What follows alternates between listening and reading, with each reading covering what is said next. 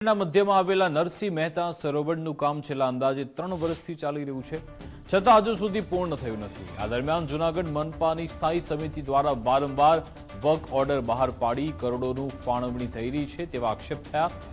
મનપાના વિરોધ પક્ષ કોંગ્રેસે સ્થાયી સમિતિ પર ભાજપના પદાધિકારી અને અધિકારીની મિલીભગતથી કરોડોનો ભ્રષ્ટાચાર થતો હોવાનો આરોપ લગાવ્યો। બીજી બાજુ મ્યુનિસિપલ કમિશનરે આક્ષેપને ફગાવતા જણાવ્યું કે મૂળ વર્ક ઓર્ડર 60 કરોડનો હતો અને જરૂરી ફેરફારને કારણે વધારાની રકમ મંજૂર કરાઈ છે।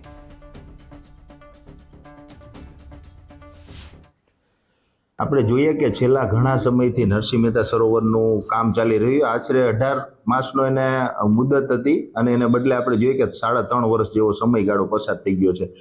ત્યારે જે નરસિંહ મહેતા તળાવ છે એ એક આપણે જોઈએ કે એટીએમ મશીન જેવું કે જ્યારે જેટલા રૂપિયા જોઈએ અધિકારી અને પદાધિકારીઓ એમાંથી કમાઈ રહ્યા છે। નરસિંહ મહેતા સરોવરની જે કામગીરી છે એ જ્યારે આપણે ઓરિજિનલ વર્ક ઓર્ડર આપેલો હતો દેવર્સ કન્સ્ટ્રક્શન કંપનીને, અને જે ડિઝાઇન છે મૂળ એ ખૂબ જ ખ્યાતનામ સંસ્થા એચસીપી ડિઝાઇન દ્વારા તૈયાર કરવામાં આવેલી છે, અને બધા જ કમ્પોનન્ટ્સ એચસીપી ડિઝાઇન દ્વારા જે મંજૂર કરાવવામાં આવેલા છે અથવા તો સજેસ્ટ કરવામાં આવ્યા છે તે પ્રમાણે તળાવનું કામગીરી કરવામાં આવી રહી છે।